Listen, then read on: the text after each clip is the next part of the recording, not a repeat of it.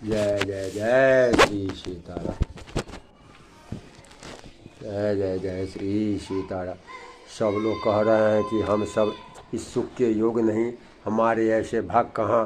दोनों समाज का श्री रामचंद्र जी के चरणों में सहज स्वभाव से ही प्रेम है। इस प्रकार सब मनोरथ कर रहे हैं।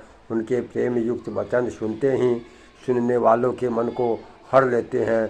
उसी समय सीता जी की माता अनुसुईया जी की भेजी हुई दासियाँ कौशल्या जी के मिलने का सुंदर अवसर देखकर आई।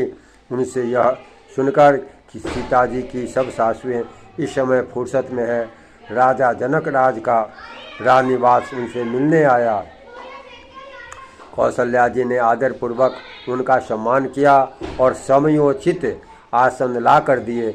दोनों ओर सबके शील और प्रेम को देखकर सुंदर कठोर व्रज भी बिखर जाते हैं। शरीर पुलकित और शिथिल हैं और आँखों में शोक और प्रेम के आंसू हैं। सब अपने पैरों के नखों से जमीन कुरेदते हैं और सोचने लगी, सभी सीताराम जी के प्रेम की मूर्ति सी हैं। मानो स्वयं करुणा ही बहुत से वेश रूप धारण करके विसुर रही हैं, दुख कर रही हैं। सीता जी की माता सुनैना जी ने कहा, विधाता की बुद्धि बड़ी टेढ़ी है। जो दूध के फेन जैसी कोमल वस्तु को ब्रज की टाँकी से फोड़ रहा है, अर्थात जो अत्यंत कोमल और निर्दोष है, उन पर विपत्ति ढहा रहा है। अमृत के केवल सुनने में आता है और विष जहाँ तहाँ प्रत्यक्ष देखे जाते हैं। विधाता की सभी करतूत भयंकर है। जहाँ तहाँ कौवे उल्लू और बगुले ही दिखाई देते हैं।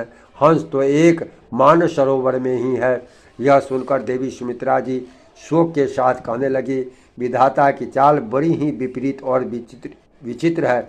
जो सृष्टि को उत्पन्न करके पालता है फिर नष्ट कर डालता है। विधाता की बुद्धि बालकों के खेल के समान भोली विवेक शून्य है। कौशल्या जी ने कहा, किसी का दोष नहीं है। दुख सुख हानि लाभ सब कर्म के अधीन है। कर्म की गति कठिन है, इसे विधाता ही जानता है। जो शुभ और अशुभ दोनों फलों को देने वाला है।